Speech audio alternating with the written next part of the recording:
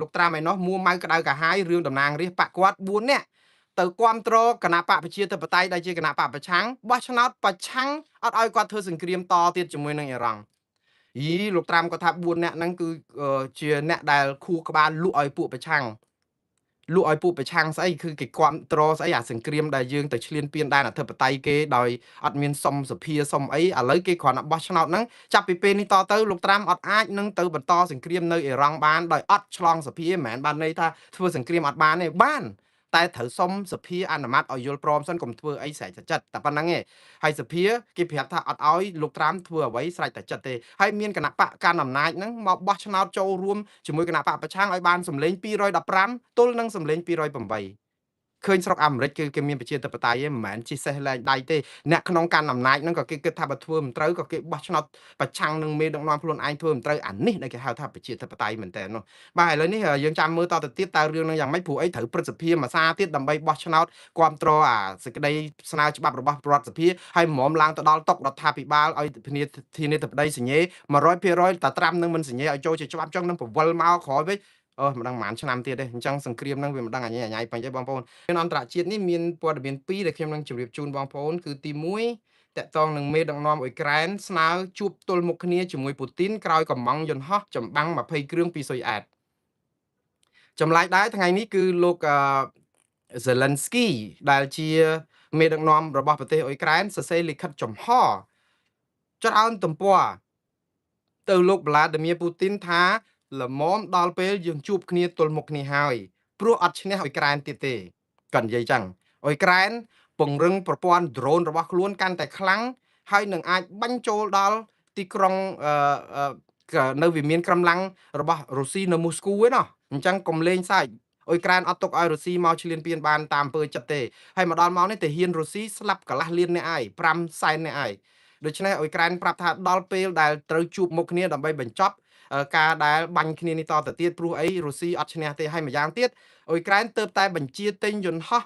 Gripen Fighter Jets របស់ស៊ុយអែត20គ្រឿងដែលមានទំហំទឹកប្រាក់ជាង2500លានដុល្លារដែលជាលុយកញ្ចប់កម្ចីរបស់សហគមន៍អឺរ៉ុបឲ្យអ៊ុយក្រែនខ្ចីសិនយុទ្ធទិញយន្តហោះបណ្ដេញដើម្បីទប់នឹងការឈ្លានពានរបស់អ៊ុយក្រែនរបស់រុស្ស៊ីណែហើយទៅស៊ុយអែតដោយសារតែកំងទិញយន្តហោះគេ20គ្រឿងបែបនេះគេឲ្យ free 16គ្រឿងអាចាស់អញ្ចឹងមាន36គ្រឿងឯណោះប៉ុន្តែអាយន្តហោះនេះកំងទិញតឆ្នាំ2030បានយកមកអស់តែយ៉ាងណាគឺអាចាស់ដែលគេមានឲ្យអ៊ុយក្រែនយកទៅទប់នឹងរុស្ស៊ីសិនហើយដល់ពេលផ្ញើសារអញ្ចឹងដឹង Vladimir Putin ថាមិននិយាយថាជួបក៏ជួបក៏ប៉ុន្តែកាប់ជួបតលតែស្នើឲ្យទៅជួបនៅរុស្ស៊ីទៅមូស្គូ Vladimir លោក Zelensky ថាចាំទៅមូស្គូចាទៅរកទឹកដីកដាលណាមួយអាចនៅ New Zealand ឬក៏នៅកន្លែងណាក៏ដោយឬទួរគីឬអីចឹងទៅនឹងតាម Zelensky និយាយប៉ុន្តែ Putin គាត់ថាជួបក៏ជួបប៉ុន្តែគឺត្រូវតែព្រមកាត់ដីឲ្យរុស្ស៊ីហើយត្រូវជំរុញឲ្យប្រទេសផ្សេងទៀតជួយដាក់សម្ពាធឲ្យអ៊ុយក្រែនកាត់ដីបើអ៊ុយក្រែនចេះកាត់ដីសញ្ញេថាអ្នកណានៅកន្លែងណានៅកន្លែងហ្នឹងអ៊ុយក្រែនធ្វើយូរហើយឥឡូវរុស្ស៊ីវាយអត់បានអត់ទៅមុខសោះហើយស្លាប់ទាហានរាល់ថ្ងៃឥឡូវរុស្ស៊ីមានជំរឿសអីនេះហើយគឺជាភាពខ្លាំងរបស់អ៊ុយក្រែនអត់ព្រមសញ្ញេថាឯងនៅណានៅហ្នឹងអញ្ចឹងដីដែលរុស្ស៊ីកំពុងកាន់កាប់ 20% គឺខុសច្បាប់ទម្លាក់គ្រាប់លើក្បាលរុស្ស៊ីរាល់ថ្ងៃអត់មានខុសឲ្យព្រោះឯងឈ្លានពានដែនអធិបតេយ្យរបស់អ៊ុយក្រែនវាខុសពីកម្ពុជាសញ្ញេឲ្យថៃនៅណានៅហ្នឹងគេទន្ទ្រានអីក៏អត់អាចទៅទម្លាក់គ្រាប់លើក្បាលទាហានថៃបានដែរព្រោះអីខ្លាចខុសអាបត់ឈប់បាញ់ហើយថៃជាលិតអាកាសហ្នឹងទន្ទ្រានថែមរហូតយើងនៅតែអង្វរសុំអង្វរគេរហូតឲ្យគេអត់ចោទចាចុងក្រោយគឺដីរបស់យើងខ្លាយទៅជារបស់គេអស់អានេះហាវាខុសគ្នាតែយើងបន្ទោសខ្មែរអត់បានដែរអ៊ុយក្រែនគេមានមិត្តគេច្រើនអាមេរិកក៏ជួយអឺរ៉ុបក៏ជួយខ្មែរយើងពេលឆ្លោះគ្នាមួយថៃគេប្រលេះដៃចោលអស់តែចិនក៏អត់ជួយវៀតណាមក៏ដើរបាយអានឹងគឺជានយោបាយការបរទេសបរាជ័យរបស់យើងឲ្យត្រូវទទួលស្គាល់ត្រូវកែអានឹងឡើងវិញណាបើអត់កែឡើងវិញឯងកុំបោកប្រជាពលរដ្ឋថាយើងខ្លាំងអស្ចារ្យថ្នាក់ដឹកនាំអីប្រកែអីណាចង់កាន់ពីកូនដល់ឪដល់កូនដល់ចៅអីកាន់ដល់ដូនចតាចលូតចលាអីណាក៏ដោយគ្មានណាគេឈឺក្បាលទេក៏ប៉ុន្តែតើឥឡូវដីអស់60កន្លែងជាង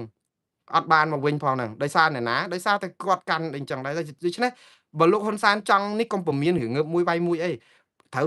ធ្វើយ៉ាងម៉េចប្រាប់ប្រជាពលរដ្ឋខ្មែរថាប្តឹងទៅតុលាការអន្តរជាតិនិងព្រំប្រទានអន្តរជាតិយកអាដីខ្មែរទាំង62កន្លែងមកវិញឲ្យខាងតែបានហើយឲ្យថៃសងសំណងឲ្យអស់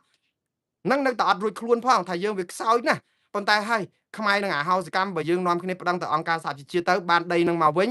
យ៉ាងហោចណាស់ក៏ថាកម្ពុជាបានប្រឹងប្រែងអស់ពីលទ្ធភាពធ្វើម៉េចបើយើងខ្សោយតែមានតឡាការអន្តរជាតិឥឡូវអាដីក៏បាត់អាតឡាការអន្តរជាតិក៏អត់ប្តឹងអង្វរគេបិទផ្លូវអស់ណែវាពេញចេះបាទឥឡូវចុងក្រោយគឺបើយើងនិយាយឲ្យមែនតើការធ្វើបាតកម្មជួបជុំបង្ហាញសម្ដែងមតិអីលក្ខណៈនេះគឺមានច្បាប់អន្តរជាតិគេធានាក៏មានរដ្ឋធម្មនុញ្ញខ្មែរក៏មាននិយាយទៅអត់ត្រូវការអញ៉ៃរសេមរសាមអីត្រូវការសុំច្បាប់ត្រូវការជូនដំណឹងត្រូវការអីវែងឆ្ងាយពេកទេបើតាមមើលគឺរឿងដែលសំខាន់បំផុតនៅប្រទេសកម្ពុជាអឺនៅសហជីពតិចណាសហជីពដែលអាចជឿទុកចិត្តកក់ក្ដៅតាមពិតសហជីពនៅស្រុកខ្មែរមានជាង6000បងប្អូនបើយើងមើលទៅគ្មានស្រុកណាមានសហជីពច្រើនជាងស្រុកខ្មែរទេប៉ុនសបកក្តាមទេប៉ុន្តែសហជីពមានជាង6000ហើយដល់ពេលមានការអីឃើញមានសហជីព3 4ដើម្បីឡើងមកតវ៉ាដូចប្រពៃទិវាពលកម្មអន្តរជាតិថ្ងៃទី1មិថុនាអីថ្ងៃមុនហ្នឹងមានមុខដដែលអត់មានណាផ្លែកទេលោកអាត់ធុនដែលជាឥឡូវជាអនុប្រធានសហព័ន្ធសហជីពកម្មករអ្នកស្រីយ៉ាងសុភ័ណ្ឌអឺលោកណែកញ្ញាឈឹមស៊ីធដែលជាប្រធានបុគ្គលិកសហជីពខាងកម្មករពលករខ្មែរកម្មបុគ្គលិកខ្មែរនៅ Nagavel ជាប់គុករត់ភ្លេចអឺលោកខុនថារ៉ូតំណាងឲ្យខាងអង្គការសង្ត្រាល់អ្នកស្រីអូទេប៉ូលីនដែលតំណាងឲ្យសហជីពសេវាកម្មចំណីអាហារនិងសេវាទេសចរអីនោះគឺឃើញមុខដដែលនឹងឯងតែ4 5នាក់នឹងឯងអត់ដែលឃើញសហជីពណាផ្សេងទៀតមកចូលរួមអីឲ្យកក្រើកអីតែអត់ទេក៏ប៉ុន្តែនេះ4 5សហជីពនេះគឺបើបូកគ្នាដូចនឹង6000នេះមានតម្លៃជាងអា6000ហ្នឹងទៀតព្រោះសហជីពទាំង6000ទៀតហ្នឹងបើខ្ញុំសុំទោសប្រើពាក្យឲ្យរៀងគ្រូតគ្រៀតតិចចោះចោលមកសៀតហ្មងខ្ញុំប្រើពាក្យចោលមកសៀតហ្នឹងគឺឲ្យតែពេលចរចាប្រាក់ខែកម្មករឡើងគឺឲ្យសហជីពនាំគ្នាខ្ទាស់រឿងឡើងប្រាក់ខែឲ្យប្រាក់ឈ្នួលឲ្យកម្មករហ្នឹងមកទៅការពារតកែគ្រប់ពេលហើយដល់អញ្ចឹងសហជីពគ្នាដែលឯករាជ្យដូចកញ្ញាឈឹមស៊ីធដូចលោកថុនខុនថារ៉ូអ្នកស្រីអូទេប៉ូលីនអ្នកស្រីយ៉ាងសុភ័ណ្ឌលោកអាត់ធុនអីតើអត់អាចឈ្នះគេទេព្រោះគេយកអាសម្លេងចោលមកសៀតហ្នឹងយកមកទប់សម្លេងមែនតែនហើយទៅគេថាប្រទេសខ្មែរមានប្រជាធិបតេយ្យពេញទំហឹងស្ដាប់សម្លេងភាគច្រើនអាសម្លេងភាគច្រើនរបៀបបូលីហ្នឹងសម្លេងភាគច្រើនមិនមែនប្រកាសថាមានប្រជាធិបតេយ្យទេបើប្រព័ន្ធអត់មានប្រជាធិបតេយ្យអាសម្លេងភាគច្រើនហ្នឹងគឺជាការដែលយកមកបន្លប់តួលេខដល់យើងឃើញថាឥឡូវបើយើងប្រជុំគ្នាមាន17ឬក៏ថា50សហជីពចូលរួមបើសហជីព4គ្រប់ត្រសហជីព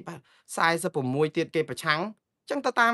46ប៉ុន្តែបើយើងមើលឲ្យមែនតើសម្លេងដែលខ្លាំងហ្នឹងគឺសហជីពទាំង4 5នេះទេសហជីពអស់នោះអត់ប្រយោជន៍ទេវាគ្រាន់តែជាលំអគ្រាន់តែមើលទៅដូចលបោយមកអញ្ចឹងណា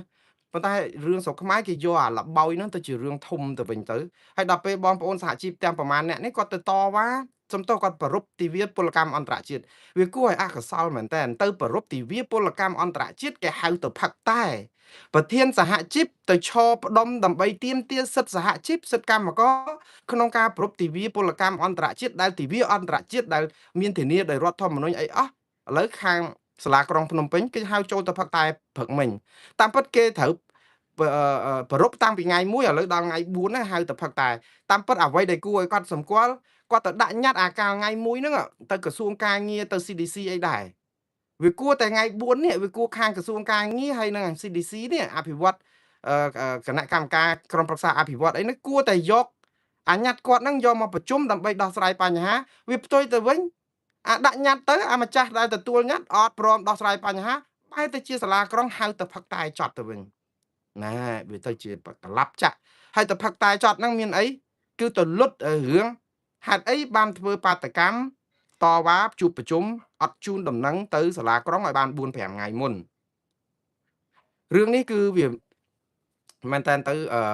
តាមពិតបើខ្ញុំនិយាយឲ្យយុត្តិធម៌តាមច្បាប់តាមការចែងរបស់រដ្ឋាភិបាលកម្ពុជាហ្នឹងគឺតកតងនឹងការជួបប្រជុំគ្នាតវ៉ានៅទីសាធារណៈហ្នឹងអាជ្ញាធរកំណត់ឲ្យជូនដំណឹងទៅអាជ្ញាធរយ៉ាងហោចណាស់ក៏បាន4 5ថ្ងៃមុនដែរ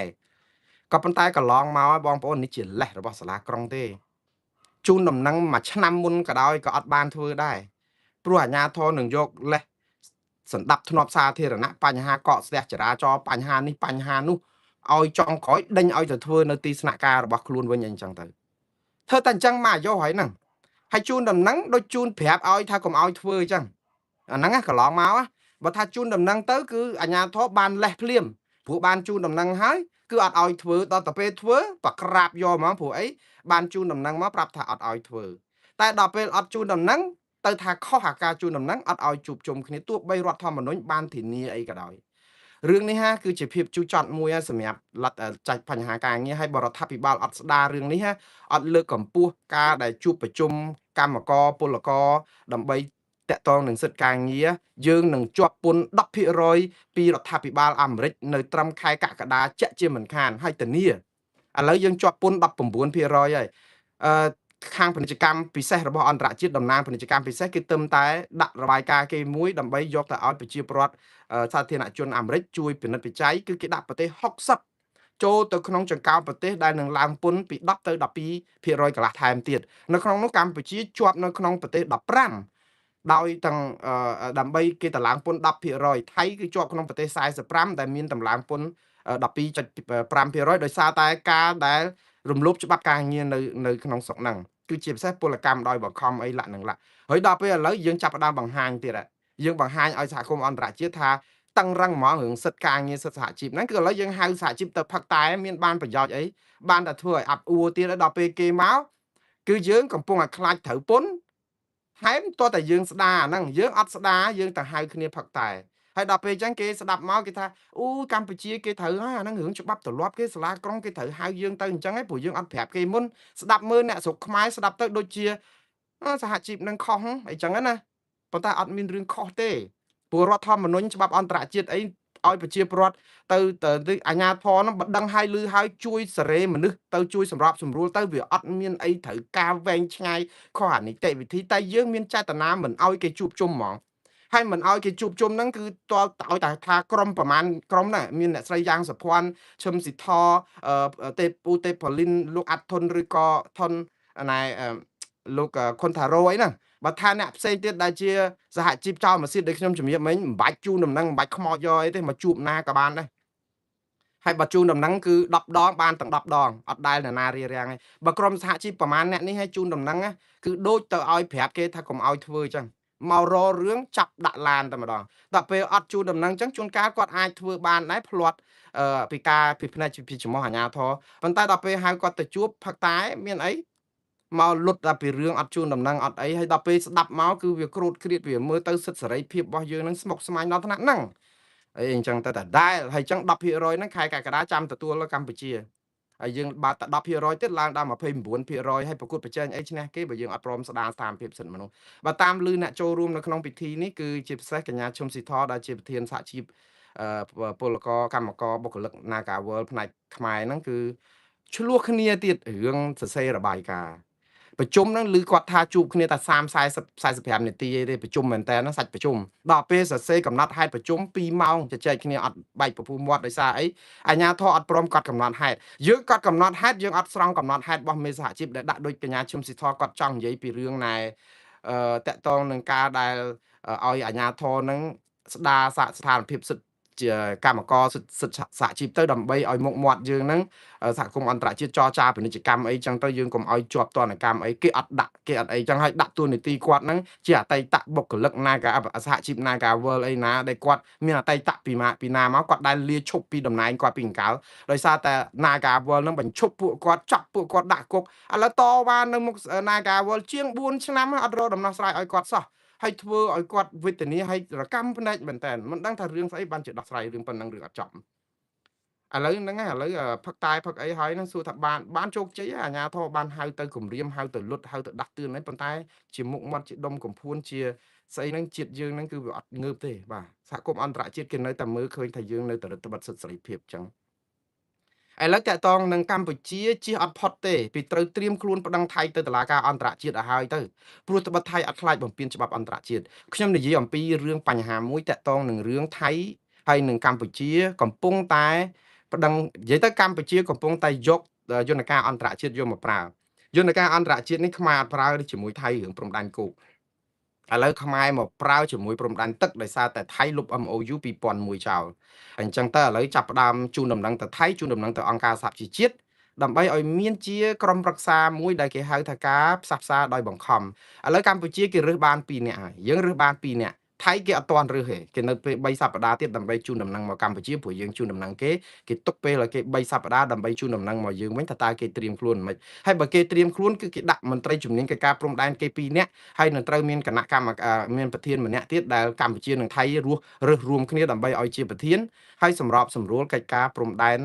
ទឹកបងប្អូនដូចខ្ញុំនិយាយចឹងរឿងគោកអត់ទាន់ដោះស្រាយយើងទៅគិតរឿងទឹកដែលអត់ទាន់មានបញ្ហាដោយសារ MOU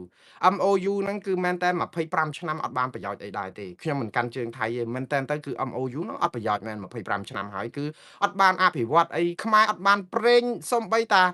ប្រេងបានតែមកដំណក់គត់យកទៅដាក់ឲ្យវាមានឆ្នះហ្នឹងមានតែប៉ុណ្្នឹងឯងហើយបានមកនាវាមកកប៉ាល់ធំគេលួចបាត់ទៀតរាប់លានលីត្រម្ដងមកណាដល់កប៉ាល់ហ្នឹងណាលុយណាអីណាអញ្ចឹង25ឆ្នាំបានមកដំណក់បាត់ប្រេងមកកប៉ាល់ទៀតរួចទៅបើលុបទៅក៏លុបទៅព្រោះវាចង្រៃបើទុកទៅក៏វាអត់បានផលអីដែរព្រោះអីវាផលមិនបើ25ឆ្នាំដោះស្រាយគ្នាអត់បានហើយដល់ពេលលុបទៅយើងថាថៃខាតទៅឈឺក្បាលអីបើថៃខាតតែឥឡូវយើងអត់ទេយើងប្តឹងអាហ្នឹងដល់ពេលប្តឹងបងប្អូនឥឡូវចាំមើលនីតិវិធីនេះត្រូវការពេល2ឆ្នាំយ៉ាងតិចមើលតែទីម៉ូខាងកើតហើយនឹងអូស្ត្រាលីទៅដឹងហើយគណៈកម្មការផ្សះផ្សាដោយបង្ខំហ្នឹងមកជជែកទៅ2ឆ្នាំក្រោយនឹងប្រាប់ថាអូខេឥឡូវគេសម្រេចហើយឲ្យយកទៅដោះស្រាយពីក្នុងនាមប្រទេស2នាក់ហ្នឹងនិយាយគ្នាទៀតទៅតែដែលឲ្យចរចាគ្នាដដែលហើយទៅអត់មានអាគណៈកម្មការស្អីគេនេះណាគ្មានសិទ្ធិប្រកបប្រជា ឬក៏ចងកាតព្វកិច្ចអីអត់ទាំងអស់គ្រាន់តែជាទីប្រឹក្សាក្រុមប្រឹក្សានឹងយកទៅឲ្យត្រូវគ្នាវិញទៅអត់ត្រូវគ្នាថៃធ្វើអីថៃហើយចង់បានថាកម្ពុជាត្រៀមខ្លួនប្តឹងថៃ2ឆ្នាំក្រោយទៀតនៅពេលដែលស្អីក្រុមប្រឹក្សាផ្សះផ្សាដោយបង្ខំនេះចេញលទ្ធផលមកថៃអត់អនុវត្តតាមត្រៀមខ្លួនប្តឹងថៃឲ្យហើយទៅ2ឆ្នាំទៀតប្តឹងទៅតុលាការយុតិធធអន្តរជាតិឲ្យហើយទៅព្រោះថៃអត់នឹងអត់គោរពទេព្រោះអីថៃអត់ថៃឆ្លៀនពៀនទឹកដីខ្មែរយកអស់60កន្លែងអត់ទាំងមានព្រឺហោមថៃអីបន្តិចផងខ្លាចអីទៅរឿងទៅមិនទទួលស្គាល់សេចក្តីសម្រេចរបស់គណៈកម្មការផ្សះផ្សាដោយបង្ខំនេះរឿងនេះយើងគ្រាន់តែទិញពេលវេលាធ្វើឲ្យតែល្អមើលថាអូយលឺយើងរវល់ទេហើយរឿងហ្នឹងមែនតែនទៅគឺយើងនឹងធ្វើឲ្យទៅចុងក្រោយទៅល្អកកជាមួយគ្នាអាបញ្ហាព្រំដែនគោកក៏ដោះស្រាយអត់បានប៉ុន្តែបងប្អូនខ្ញុំនិយាយនេះគឺថៃខូចទេបងប្អូនខ្ញុំអត់កាន់ជើងថៃទេអត់កាន់ជើងកម្ពុជាស្អីណាផ្កាប់មកទេតែថៃខូចរឿងលុប MOU ហ្នឹងដើម្បីរលេះថាកម្ពុជាតែលុប MOU ហ្នឹងគឺច្បាស់ជាប្រើអាយន្តការផ្សះផ្សាដោយបង្ខំគឺទៅអន្តរជាតិទៅអង្គការសហប្រជាជាតិឬក៏ទៅតុលាការអន្តរជាតិអញ្ចឹងបានន័យថានឹងបិទផ្លូវចរចាទ្វេភាគីអញ្ចឹងបើថៃបិទបើកម្ពុជាបិទផ្លូវចរចាទ្វេភាគីព្រោះថៃគេថាគេលុប MOU មែនតែគេចង់ចរចាទ្វេភាគីតែខ្មែរថាអត់ទេតែលុប MOU បានន័យថាយើងបិទផ្លូវចរចាទ្វេភាគីអញ្ចឹងរុញរឿងហ្នឹងឲ្យទៅដល់ UN បានន័យថាទៅភាគីទី3អញ្ចឹងបានន័យថៃនឹងយកលេសជាកំបិតចង់និយាយថាជាលបែងថៃទេយកលេសថាកម្ពុជាចង់យករឿងហ្នឹងទៅជារឿងអន្តរជាតិប៉ុន្តែយើងនឹងមិនអាចចរចារឿងព្រំដែនគោកទ្វេភាគីឯណាបានបើសិនជាយើងទៅអន្តរជាតិបាត់ហើយហ្នឹងប៉ុន្តែវាផ្ទុយទៅវិញយើងវាទៅអន្តរជាតិតារឿងទឹកដែលអត់ទាន់កើតមានដល់ពេលអារឿងគោកដែលកំពុងកើតមានយើងអត់ប្តឹងទៅតុលាការយុត្តិធម៌អន្តរជាតិទៅវិញណាអារឿងហ្នឹងដែលកញ្ញាញ់ខួរគ្រប់គ្នារទិសតំបន់អីមិនឃើញខ្ញុំលើកទឹកចិត្តឲ្យរដ្ឋាភិបាលទៅអន្តរជាតិហ្នឹងមិនមែនតែរឿងព្រំដែនទឹកទេព្រំដែនគោកក៏ត្រូវប្តឹងថៃទៅតុលាការយុត្តិធម៌អន្តរជាតិនិងព្រំដែនអន្តរជាតិដែរចុះបើជ្រុលអញ្ចឹងហើយយើងទៅដល់ហ្នឹងហើយ2ឆ្នាំក្រោយនឹងប្តឹងថៃទៅដែរប្តឹងឯងមកកញ្ចប់ជុំគ្នាឲ្យហើយហ្មងទៅឲ្យវាចប់មួយសារទៅបើជ្រុលអញ្ចឹងហើយវាអត់មានអីភាពល្អអីជាមួយថៃទៀតទេអស់ហើយកម្ពុជាអត់មានភាពល្អអីជាមួយថៃទៀតទេយើងបិទផ្លូវយើងរើស្ពានអស់ហើយយើងឆ្លោះគ្នាជាមួយតកូលថាក់ស៊ីនយើងបញ្ចេញខ្សែអាត់សម្លេងធ្វើឲ្យអ្នកស្រីបថងឋានបាត់តំណែងជានាយករដ្ឋមន្ត្រីថាក់ស៊ីនជាប់គុកដោយសារលោកហ៊ុនសែននិយាយសារពីរឿងពុតធ្វើឈឺហើយអត់ព្រមដេកគុកទៅដេកនៅក្នុងមន្ទីរពេទ្យអញ្ចឹងគេថាអត់បានដេកគុកឲ្យដេកគុកហើយលោកហ៊ុនសែនជួយបញ្ចេញភស្តុតាងហ្នឹងឲ្យថាក់ស៊ីនជាប់គុកឥឡូវស្ដេចគេលើកលែងទោសថាក់ស៊ីនឲ្យមានសេរីភាពហើយកូនចៅរបស់ថាក់ស៊ីនជាពិសេសក្មួយថាក់ស៊ីនជាប់ជាតំណាងរាស្ត្រជារដ្ឋមន្ត្រីមួយនៅក្រសួងរបស់អនុទិនច័ន្ទវរៈគុលទៀតគេរួមគ្នាគេពួតដៃគ្នាយើងអត់មានដំណោះស្រាយទេគឺយើងច្បាស់ជាត្រូវថៃគេពុរុតគ្នាគេអត់តែរឿងដីហ្នឹងគឺថៃគឺមូងមាត់គ្នាហ្មងគេឆ្លោះគ្នាប៉ុណ្ណាក៏គេមូងមាត់គ្នាចង្រៃតែយើងឯងតែយើងកំពុងតែត្រូវការសម្លេងមូលមកគ្នាគឺយើងវាយគ្នាបោចសក់គ្នាកាន់តែខ្លាំងពងឆ្លោះគ្នាមួយថៃគឺយើងចាប់គ្នាដាក់គុកយើងងើបមួយវាយមួយគឺយើងបំផ្លាញគ្នាយើងក្រាញធ្វើម៉េចឲ្យកូនចៅគាត់នឹងនៅកាន់អំណាចកាន់ស្អីកាន់ទៅប៉ុន្តែសួរថាតើកាន់អំណាចហ្នឹងតើដី 60កន្លែងជាងហ្នឹងបានមកដុំមកវិញនៅបើបានកាន់ទៀតទៅវាអត់អីប៉ុន្តែឥឡូវហ្នឹងដំណោះស្រាយវាអត់ទាន់ឃើញហើយដល់ពេលអញ្ចឹងក្នុងពេលជាមួយគ្នាហ្នឹងគឺយើងបែរទៅជាបង្កើតយុទ្ធនាការស្អំចិត្តមេដឹកនាំរបស់ខ្លួនឲ្យឃើញអំពីភាពអស្ចារ្យរបស់មេដឹកនាំនៅពេលដែលចាញ់ថៃចាញ់ច្រាបចាញ់ព្រៀបគេបាក់ទ័ពគេយកដីអស់60កន្លែងជាងខ្ញុំនិយាយនេះអំពីទាហានជួរមុខគឺក្លាហានប្រយុទ្ធបដូរផ្ដាច់ពលីឈាមស្រស់សាច់ស្រស់ដើម្បីជាតិមាតុភូមិដែលគោរពបការៈវិញ្ញាណក្ខន្ធរបស់អស់លោកប្រជាពលរដ្ឋខ្មែរទាំង18លានអ្នកគឺមិនភ្លេចគោរពបការៈនេះចំពោះខ្ញុំនៅតែដឹងគុណវីរភាពនិងភាពក្លាហានរបស់អស់លោកអ្នកនៅក្នុងការប្រថុយគ្រោះថ្នាក់ជីវិតដើម្បីការពារជាតិមាតុភូមិដែលជាតម្លៃមិនអាចកាត់ថ្លៃបានទេសូមឲ្យវិញ្ញាណក្ខន្ធរបស់អស់លោកបានទៅសោយសុគតិភពហើយកុំភ្លេចជួយមកនៅតាមការពារព្រំដែនខ្មែរថៃនឹងឲ្យរួចផុតពីការឈ្លានពានរបស់ថៃជាបន្តទៀតផងហើយជួយការពារថែរក្សាកងទ័ពយើងនៅជួរមុខនេះឲ្យលោកបានសុខសប្បាយទាំងអស់គ្នាឈ្នះមារសត្រូវផងលោកបានចែកឋានទៅហើយសូមឲ្យដួងវិញ្ញាណក្ខន្ធជួយនាំមើលថែរក្សាគ្នានៅជួរមុខផងព្រោះគ្នាប្រឈមមុខដូចតែគ្នាក៏ប៉ុន្តែបងប្អូនរឿងទាំងអស់នេះមិនមែនដោយសារតែភាពក្លាហានមិនខ្លាហានរបស់ទាហានទេគឺដោយសារតែវិស័យទ័ពរបស់យើងខ្សោយយើងមិនមានអនុភាពយោធារហូតដល់គេអាហ្នឹងគឺយើងត្រូវទទួលស្គាល់ការពិតយើងប្រកែប៉ុណ្ណាក៏ដោយនៅពេលដែលយើងចេញទៅជាវងជៀមខ្លាស៊ីអស់ហើយតើតែយើងមានខ្លាមានតោអីនៅនាំមុខដែរប៉ុន្តែតោខ្លាយើងនេះណានាំមុខបានតែខ្មែរគ្នាឯងទេខំងាប់ហ្មងហែកខ្ទេចខ្ទីអស់ហើយនៅពេលដែលឆ្លោះគ្នាមួយខ្មែរគ្នាឯងគឺយើងបញ្ចេញតោបញ្ចេញខ្លាទៅខំហ្មងប៉ុន្តែនៅពេលដែលចាប់ផ្ដើមមួយថៃចេញសិតតែប្រប៉ែហើយឆ្លោះហើយទៅខាងនោះកពើហើយនឹងសัตว์អាសេរពឹសមកស្លាប់យើងអស់អានឹងធ្វើម៉េចយើងតស៊ូដែរប៉ុន្តែធ្វើម៉េចវិញបានប៉ុណ្ណាប៉ុន្តែឥឡូវអត់ទេគេនាំគ្នាស្អំចិត្តថ្នាក់ដឹកនាំអូយមានសារច្រើនណាស់ស្អំចិត្តអ្នកដឹកនាំអានេះគឺជាកំបិតចិត្តដងឯងទៀតលោកកែវរេមីដែលប្រធានគណៈកម្មការសិទ្ធិមនុស្សកម្ពុជារបស់រដ្ឋាភិបាលគឺអូយទៅសេសារសរសើរលោកហ៊ុនសែនសរសើរឥឡូវនេះសរសើរដល់ក្រសួងប្រយុទ្ធប្រឆាំងអំពើពុករលួយអោមយន្តទៀង ACU ទៀតថាជាថ្នាក់ដឹកនាំប្រកបដោយទស្សពិតរាជធម៌ព្រោះមុននឹងចាប់ជនសង្ស័យណាមួយនឹងមិនហ៊ានទៅចាប់ភ្លាមទេដែលមានមនុស្សច្រើនអីចឹងគឺជួបជុំគ្រួសារអីទុកឲ្យនៅដាច់ម្នាក់ឯងដើម្បីបានចាប់បានអីចឹងកុំឲ្យវាមើលទៅវាសាហាវខូខើអីដូចថាគិតពីគុណធម៌មនុស្សធម៌សិលធម៌សុជីវធម៌គួរឲ្យកោតសរសើរហើយការពិតគឺខ្ញុំមិនជឿថាអង្គភាពប្រយុទ្ធប្រឆាំងអំពើពុករលួយមិនធ្វើដោយអ្វីដែលលោកកែវរេមីថាទេព្រោះគោលការណ៍ក៏គេមានក្រមសីលធម៌ក៏មានវិជ្ជាជីវៈក៏មានអីចឹងដែរខ្ញុំជឿថា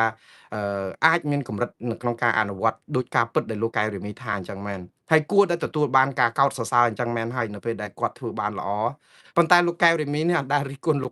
កអោមយន្តទៀងពីរឿងកូនមកសបុកនៅក្នុងក្រសួងប្រយុទ្ធប្រឆាំងអំពើពុករលួយដែលស្ថាប័នដែលគួរតែមានតម្លាភាពកូនចៅមកសបុកនៅក្នុងស្ថាប័នមួយប្រយុទ្ធប្រឆាំងអំពើពុករលួយនេះហាបើអត់មានរឿងអំពើពុករលួយកើតឡើងនៅក្នុងគ្រួសារតកូលអោមយន្តទៀងទេបើមានមែនមិនដឹងអ្នកណាស៊ើបអង្កេតអ្នកណាទេព្រោះសុទ្ធតែមនុស្សគ្នាឯងទាំងអស់ប៉ុន្តែយើងធ្វើមិនបានដឹងក្រុមគ្រួសារនឹងអត់ប្រព្រឹត្តអំពើពុករលួយយើងចាត់ទុកថាគាត់ស្អាតស្អំចុះប៉ុន្តែធ្វើមិនយើងដឹងព្រោះបើអត់មានការស៊ើបអង្កេតថាក្រុមគ្រួសារគេមានប្រវត្តិល្អយើងមិនទៅចោទប្រកាន់ទេក៏ប៉ុន្តែចង់និយាយថាវិមតិសង្ស័យតែនៅជុំគ្នាឧទាហរណ៍បើមានរឿងនឹងកើតឡើងអ្នកណាទៅកាត់ក្តីបើសុទ្ធតែមនុស្សរបស់គាត់កូនចៅរបស់គាត់អស់ហើយកាន់គ្រប់កន្លែងហ្នឹងហើយចឹងអង្គើពុករលួយនោះទៅដោះស្រាយមិនទៅអាហ្នឹងលោកកែវរេមីមើលអត់ឃើញហើយផ្ទុយទៅវិញណាប្រធានសិទ្ធិមនុស្សលោកកែវរេមីនេះណាគាត់ធ្វើរឿងត្រូវច្រើនណាមករយៈពេលចុងក្រោយនេះរឿងថ្លែងសារតបទៅថៃទៅអង្គការសហជាតិទៅអីអូយទៅសេលិខិតច្រើនខ្ញុំសរសើរអស់ពីដួងចិត្តប៉ុន្តែបើរឿងខ្មែរគ្នាឯងវិញណាមរាយគណៈបកសង្គ្រោះជាតិចាប់សកម្មជននេះដាក់គុកធ្វើបាបទុកបុកម្នេញសហជីពកម្មករស្អីរំលោភសិទ្ធិមនុស្សឡើងគេផ្ដន់ទាទោសគេថ្កោលទោសគេដាក់ទណ្ឌកម្មយើងលោកកែវរមីដេកលក់ស្ងាត់ឈឹងអត់មានចេញលិខិតមានការពីមានតវ៉ាមានអីអត់មានតែអាជ័យធ្លាក់ទៅឲ្យអើគ្រប់គ្រងរដ្ឋាភិបាលថាធ្វើត្រូវទៀតផងអានេះវាពិបាកអញ្ចឹងបងប្អូនខ្ញុំមិនទៅទោសម្នេញអីក្នុងការគាត់សរសើរមេគាត់ទេតាមពិតគួរសរសើរលើកទឹកចិត្តទៅហើយបន្តឲ្យបងប្អូនយើងធ្វើឲ្យត្រូវអញ្ចឹងដូចអ្វីដែលលោកអោមយន្តទៀងធ្វើហ្នឹងគិតគូរពីសិលធម៌ជីវធម៌ប៉ុន្តែសិលធម៌កន្លែងណាលោកកែវរេមីបើសិនជាដូចលោកលៀងហ៊ីអីវិញចាប់គ្នាទៅដាក់គុកម្ដាយមហារាជស្លាប់អត់ទាំងបានទៅជួបមុខផង តើនេះឬដែលជាអំពើគុណធម៌របស់អាជ្ញាធរខ្ញុំថាល្អហើយខាងក្រសួងប្រយុទ្ធប្រឆាំងអំពើពុករលួយប៉ុន្តែជាស្ថាប័នរបស់រដ្ឋគួរតែមានគំរូគ្រប់ស្ថាប័នទាំងអស់ទៅទាំងពន្ធនាគារទាំងរដ្ឋាភិបាលទាំងអីនឹងផងហេតុអីបានជាមានតែមួយករណី199ទៀតគឺនៅអាស្រូវស្អុយលលួយងុំអញ្ចឹងហើយអត់ជួយកែគ្នាទេអញ្ចឹង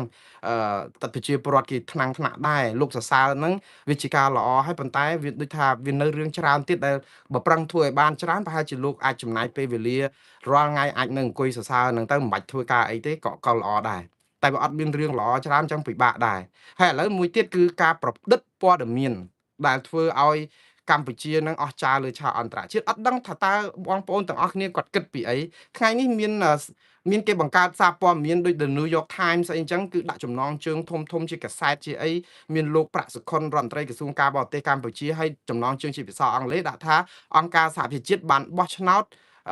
ដូចថាលើកស្ទួយកិត្យានុភាពឬក៏សុចរិតភាពរបស់កម្ពុជាឡើងវិញដោយទាត់ចោលថៃអីឡាក់នឹងឡាក់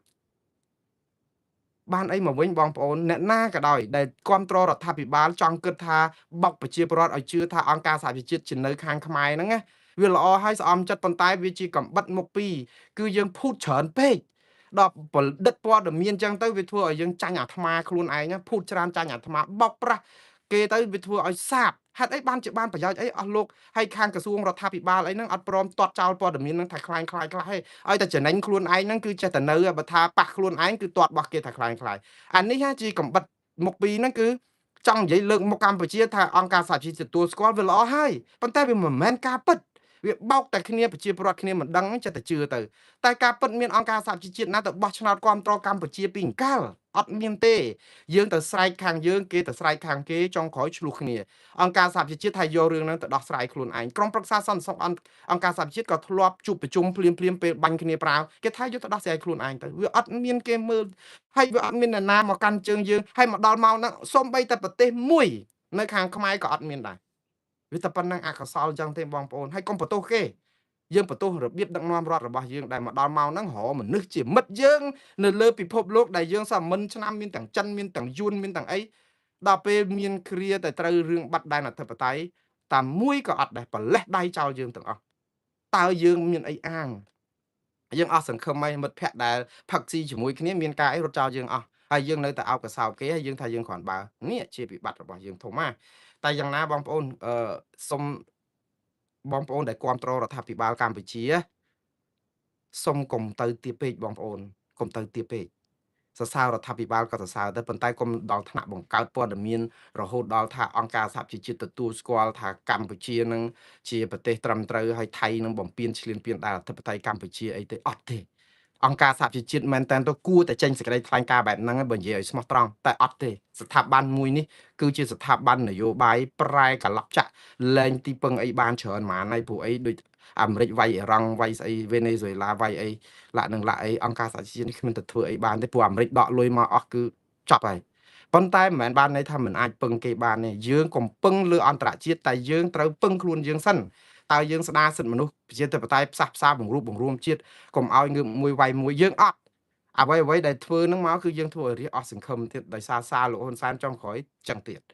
អញ្ចឹងបានន័យថាដរាបណាក្រុមគ្រួសារតកូលហ៊ុននៅកាន់តំណែងគឺអាសាងើបមួយវាយមួយនឹងនៅមានជាប់នៅក្នុងតិចជានិច្ចអញ្ចឹងប្រជាប្រដ្ឋបាក់ស្បាតគ្រប់ពេលវេលាខ្ញុំឆ្ងល់ថាហេតុអីបានជាគាត់ចាំបាច់ធ្វើដូច្នេះបើគេក៏ទលាន់នឹងអាពាកនឹងយូរហើយប៉ុន្តែក៏អត់បោះចោលក៏អត់ខ្ពើមនៅក្នុងអាពាកគម្រាមនឹងសោះខ្ញុំពងតែឆ្ងល់ហើយមិនដែលបានផលទេវាបានតែបង្ក្រាបគេឲ្យបាក់ស្បាតមែនប៉ុន្តែប្រជាប្រដ្ឋឈឺចាប់ក្តៅក្រហាយដល់យូរទៅអានោះដូចភ្លើងឆេះព្រៃអញ្ចឹងបងប្អូនងុំផ្ទុះឆេះអស់លីងអត់ប្រលត់យើងបក់ផ្សែងហើយយើងគម្រាមថែមខ្ញុំនិយាយទៅមែនតើទៅខ្ញុំបារម្ភចំពោះគណៈបកកណ្ដាលអំណាចនឹងដែរព្រោះបារម្ភនឹងត្រង់ថាប្រជាពលរដ្ឋក្តៅក្រហាយខ្លាំងពេកហើយយើងអត់បន្សាបយើងជះកំហឹងយើងថែមទឹកទៀតថែមភ្លើងទៀតយើងអត់នេះវាអត់ប្រលត់ណាបាទឥឡូវនេះគឺព័ត៌មានបន្ទាប់ទៀតគឺតកតងនឹងរឿងអឺខ្ញុំនិយាយពីយុទ្ធនាការនេះតកតងនឹងរថយន្តដឹកកម្មកររោងចក្រកន្លាប់ផ្ងាជើងនៅស្វាយរៀងឯណោះ បងប្អូនថ្ងៃនេះគឺព័ត៌មានពីអង្គការសង្ត្រាល់ទេដែលលើកឡើងមកថាមានរថយន្តមួយគ្រឿងទៀតហើយដឹកកម្មករកន្លាប់ផ្ងាជើងដែលធ្វើឲ្យកម្មការិនីនឹងរបួសធ្ងន់នឹងស្រាលច្រើនអ្នកគាត់ថាគាត់មិនអាចរាយការណ៍មកថាតើមានស្លាប់អត់ទេគាត់ថារបួសធ្ងន់ស្រាលហើយនឹងមានគ្រោះថ្នាក់នេះហើយតាមពិតរឿងដែលខ្ញុំលើករឿងនេះយកមកនេះគឺដោយសារតែអឺរឿងនៅកំពង់ចាមអញ្ចឹងឯងកំពង់ឆ្នាំងថ្ងៃមុនហើយនឹងស្វាយរៀងដែរបុកគ្នាសំទោសកលាប់រថយន្តដឹកកម្មករស្លាប់អស់14នាក់របួសជិត100នាក់អត់ទាន់បានរកដំណោះស្រាយអីទេព្រោះអីកម្មករប្រជ្រៀតគ្នាច្រើនពេកដូចស្និទ្ធជែកតទៅពេលបញ្ហាសុវត្ថិភាពហ្នឹងគឺលំបាកមែនតើហើយបញ្ហាហ្នឹងត្រូវការកែតម្រង់ស៊ីជម្រៅឲ្យលឿនតាមឆាប់តាមតែអាចធ្វើទៅបានក៏ប៉ុន្តែដូចខ្យងអញ្ចឹងឃើញកាយដែរខំប្រឹងដែរដូចមានខេត្តកោះកុងខេត្តអីធ្វើបានខ្លះហើយតាក់ទងនឹងរឿងរថយន្តដឹកកម្មករប៉ុន្តែតែខេត្តផ្សេងហ្នឹងគឺនៅចឹងនៅប្រជ្រៀតគ្នាតែមានឡានកលាប់អីបាទរឿងអ្នកបើកបរមិនគោរពច្បាប់ចរាចរណ៍អាហ្នឹងរឿងមួយឯងប៉ុន្តែបើសិនជាគោរពច្បាប់ចរាចរណ៍ក៏ដោយបើសិនជាមានគ្រោះថ្នាក់អីដោយយថាហេតុតាក់ទងបញ្ហាបច្ចេកទេសរថយន្តខូចហ្វ្រាំងចាប់មិនស៊ីឬក៏ជ្រុលចកូតបែកកង់បែកអីប្រយ័ត្នប៉ុណ្ណាក៏ដោយគោរពច្បាប់ប៉ុណ្ណាក៏ដោយតែពេលធ្លាក់ស្រែហើយបើមកវងគឺទៅហ៎រត់តកសកត់តកិតតក្បាលគ្នាក៏ស្លាប់ដែរ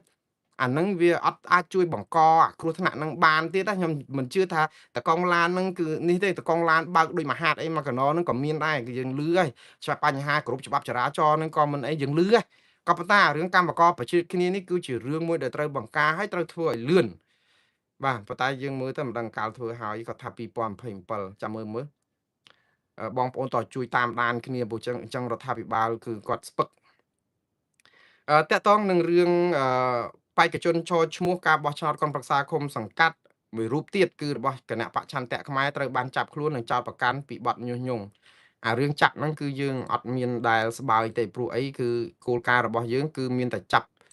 សូវចាប់ច្រឡំកុំឲ្យតលែងខុសគឺយើងចាប់រហូតហើយតកតងនេះគឺព័ត៌មានពីអង្គការ Liga do ទេបងប្អូនដែលតកតងនឹងការចាប់ខ្លួនណែសកម្មជនគណៈបកនយោបាយនេះអង្គការ Liga do បានលើកឡើងនៅក្នុង Facebook របស់គាត់បងប្អូនអាចចូលទៅមើលទៅព្រោះ Liga do គឺជាអង្គការសិទ្ធិមនុស្សនៅមូលដ្ឋានមួយដែលបន្តដូចថាធ្វើព័ត៌មានច្រើនតកតងនឹងការយកចិត្តទុកដាក់ទៅលើបងប្អូនប្រជាពលរដ្ឋខ្មែរយើងជាពិសេសកម្មករឬក៏សកម្មជនឬអីហ្នឹងតកតងការរំលោភសិទ្ធិមនុស្សនេះអញ្ចឹងនៅក្នុង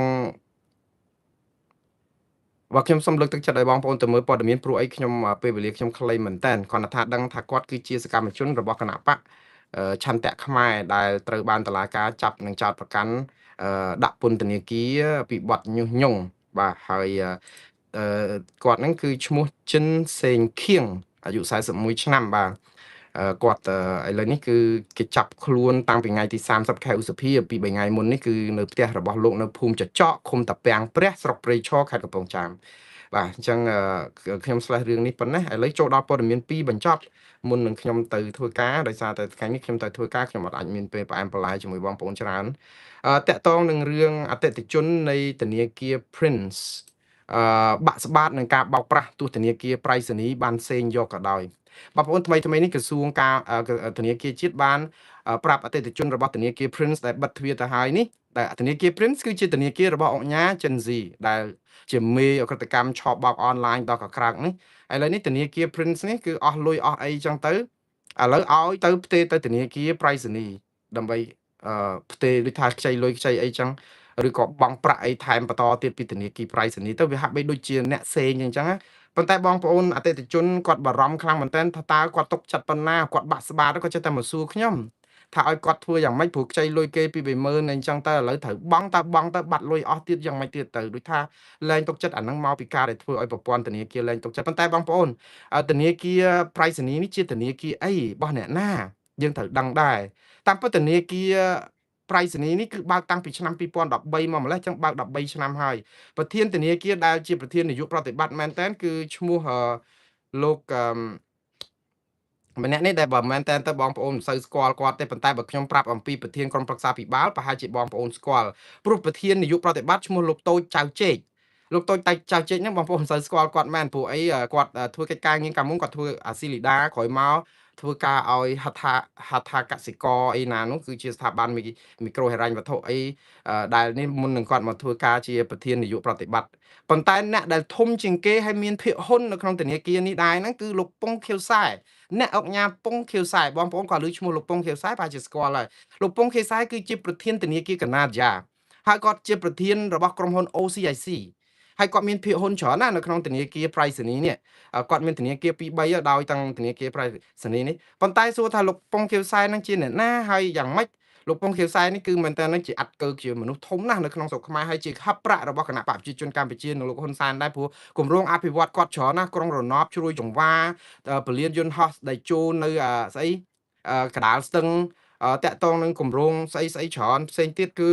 ហើយនិយាយពីគម្រោងរបស់គាត់ហ្នឹងគឺអូយមានរឿងតាក់ទងនឹងចំនួនដីធ្លីប្រជាពលរដ្ឋក្តៅក្រហាយយកដីគាត់ឲ្យលុយក្រោមទីផ្សារអីហ្នឹងថាបាតកម្មហុយដីយូរហើយប៉ុន្តែចិត្តទៅដោះស្រាយជាបដាទៅចឹងគម្រោងរបស់លោកប៉ុងខៀវសែហ្នឹងគឺយើងដឹងហើយមានយន្តហោះថ្មីមានគាត់ឲ្យពាក់ព័ន្ធនឹងសហគមន៍ដែលរងចំនួនដីធ្លីហ្នឹងគឺឃុំមានអាបឹងខ្សាងផងអំពៅព្រៃផងព្រៃស្លែងស្រុកកដាលស្ទឹងឃុំពុតសស្រុកបាទីហ្នឹងគឺសុទ្ធតែរងគ្រោះសហគមន៍94ស្រុកកដាលស្ទឹងហ្នឹង200គ្រួសារក៏ជាប់បញ្ហាហ្នឹងដែរក្រោយមកមានគម្រោងទីក្រុងរណបជ្រួយចង្វាហ្នឹងគឺប្រជាពលរដ្ឋ300ជាច្រើនគ្រួសារគឺដីជិត300ហិកតាគឺស្ថិតក្រោមគម្រោងហ្នឹងគឺក៏មានបញ្ហាហ្នឹងសពបែបសពយ៉ាងអីចឹងទៅតែបងប្អូនអាហ្នឹងរឿងផ្សេងមិនដឹងហើយខ្ញុំឲ្យដឹងថាធនាគារប្រៃសណីហ្នឹងគឺមានប្រធានក្រុមប្រឹក្សាភិបាលគឺលោកជាអ្នកអង្គការប៉ុងខៀវខ្សែហើយមែនតើទៅបើយើងនិយាយទៅបើយើងឡើងទុកចិត្តធនាគារទាំងអស់គឺយើងមិនដឹងរកស៊ីមិនអីនៅស្រុកខ្មែរអញ្ចឹងអតិថិជនទាំងអស់ក៏អត់មានជំរឿដែរបើចំពោះខ្ញុំវិញបើធនាគារជាតិគេឲ្យយើងទៅដាក់លុយនៅធនាគារប្រៃសណីហើយបន្តការបង់ហ្នឹងគឺយើងអត់មានជំរឿអីទេបងប្អូនត្រូវតែធ្វើតាមធនាគារជាតិដែរព្រោះជាអាជ្ញាធរធនាគារបើមិនធ្វើតាមតើយើងទៅធ្វើអីយើងមិនទុកចិត្តអាហ្នឹងដោយសារតែរដ្ឋាភិបាលមានអាបញ្ហា scam online ហ្នឹងទុកឲ្យកក្រើករហូតដល់ដំណាក់កាលមហារីកចឹងវាធម្មតាទេវាបាត់ការទុកចិត្តប៉ុន្តែបងប្អូនអតិថិជនគ្មានជំរឿសទេអញ្ចឹងបើអាជ្ញាធរចង់ឲ្យបងប្អូនទុកចិត្តកុំបាក់ទឹកចិត្តទាល់តែចេញសេចក្តីថ្លែងសារហ្នឹងឲ្យថាធនាគារប្រៃសណីហ្នឹងអញ្ចេះទេទុកចិត្តអញ្ចេះទៅមិនអីទេមានការធានាទៅដើម្បីឲ្យពួកគាត់អស់ចិត្តតែប៉ុណ្្នឹងទេប៉ុន្តែហើយខ្ញុំមិនជឿថាធនាគារជាតិណាគេមករវល់ចេញសារហ្នឹងទេព្រោះគេចេញសាររួចហើយអញ្ចឹងបងប្អូនត្រូវបន្តទៀតជូតទឹកភ្នែកបន្តដំណើរទៅទៀតបងប្អូនទៅមុខទៀតបាទឥឡូវនេះព័ត៌មានបញ្ចប់គឺតកតងនឹងរឿងព័ត៌មានបញ្ចប់ថ្ងៃនេះគឺគួរឲ្យអស់សំណើចមែនតើព្រោះអីតកតងនឹងរឿងលោកត្រាំនៅសហរដ្ឋអាមេរិកនេះរឿងអស់សំណើចហ្នឹងគឺលោកត្រាំថ្ងៃនេះសារព័ត៌មានសួរគាត់ម្សិលមិញមិនមែនថ្ងៃនេះទេថ្ងៃទី3ខែមិថុនាបងប្អូនដឹងហើយណានៅអ៊ីរ៉ង់គឺមានបទឈប់បាញ់ដំបូង7ថ្ងៃក្រោយមកថែមដល់10ថ្ងៃក្រោយមកឥឡូវបទឈប់បាញ់អត់មានការកំណត់ទេដើម្បីចរចាបញ្ចប់សង្គ្រាមនៅអ៊ីរ៉ង់ហើយសង្គ្រាមហ្នឹងគឺ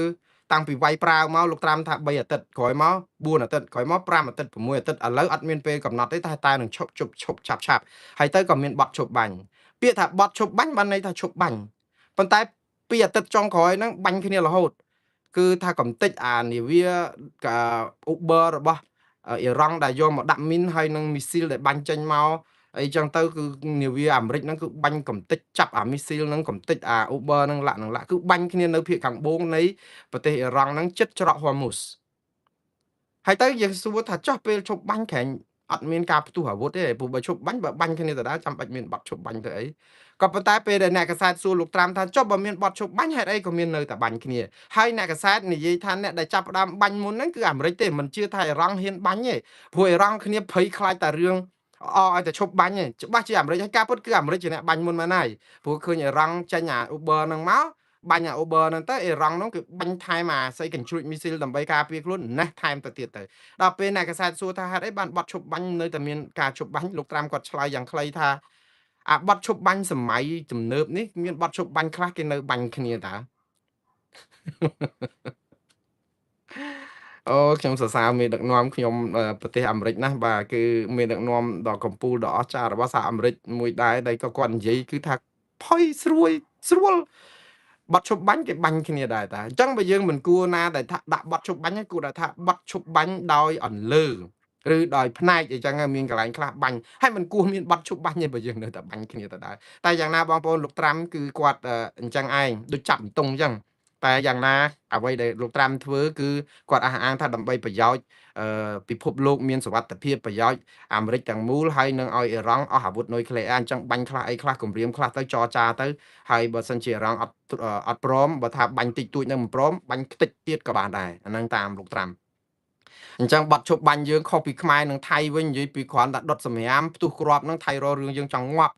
យើងនឹងអូយបកស្រាយអញចង់ងាប់ហើយថៃគេធ្វើអីចូលមកហ្នឹងក៏មិនហ៊ានធ្វើអីថៃដែរតែណាស់ហើយឥឡូវរឿងហ្នឹងពិភពលោកយើងក្លាប់ចាក់អញ្ចឹងបានខ្មែរយើងគឺត្រៀមខ្លួនប្តឹងទៅតុលាការយុត្តិធម៌អន្តរជាតិនិងព្រំប្រទានអន្តរជាតិឲ្យឆាប់តាមដែលអាចធ្វើទៅបានបាទបងប្អូនខ្ញុំស្លេះការផ្សាយរបស់ខ្ញុំត្រឹមប៉ុណ្ណេះចុះដោយសារអស់ម៉ោងហើយខ្ញុំទៅដល់ម៉ោងចូលធ្វើការផងជម្រាបលាបងប្អូននៅប្រទេសកម្ពុជារាត្រីសួស្តីសូមទទួលទានដំណេកឲ្យលោកស្កប់ស្កល់បងប្អូននៅសហរដ្ឋអាមេរិកជាពិសេសនៅក្រុងឡុងបិចបើទំនេរថ្ងៃអាទិត្យនេះសូមទៅចូលរួមពិធី